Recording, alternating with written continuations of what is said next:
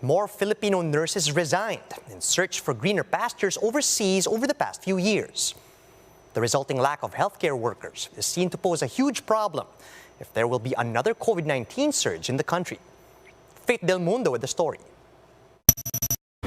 30-year-old Benji Foscablo resigned as a nurse in a private hospital to focus on his application abroad. He is planning to fly this year to work as a nurse in the Middle East or Europe, whichever will accept his application first.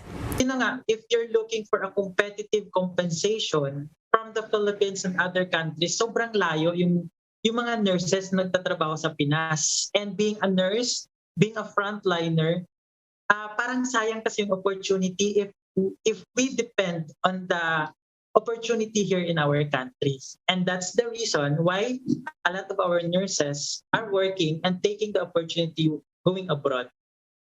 Kasi sobrang layo talaga. Yun nga, paulit-ulit pa natin sinasabi yun, the compensation, the salary package is not competitive. Benji is just one of the Filipino nurses who resigned to search for greener pastures overseas. This year, as of March 28, POEA recorded 8,000 nurses who flew abroad, and last year, more than 11,000 moved out of the country.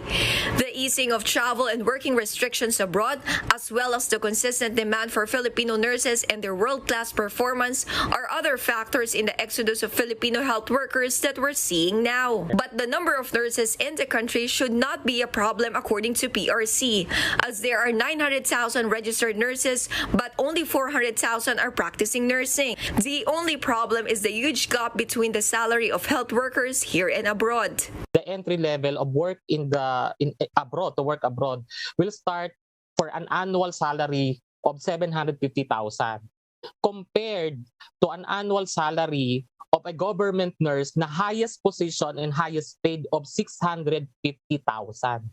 So may gap. ASEAN. For the ASEAN nations, the average salary for nurses here in the Philippines is 40,000 compared to Singapore of 234,000. So with that gap, it will really attract our nurses to go abroad.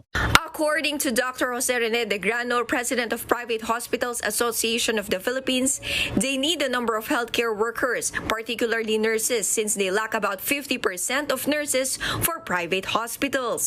De Grano said that this lack of nurses will be a cause for concern, especially in case of another COVID surge in the country or if there will be other outbreaks, because if private hospitals lack manpower, they have no choice but to stop admission of patients.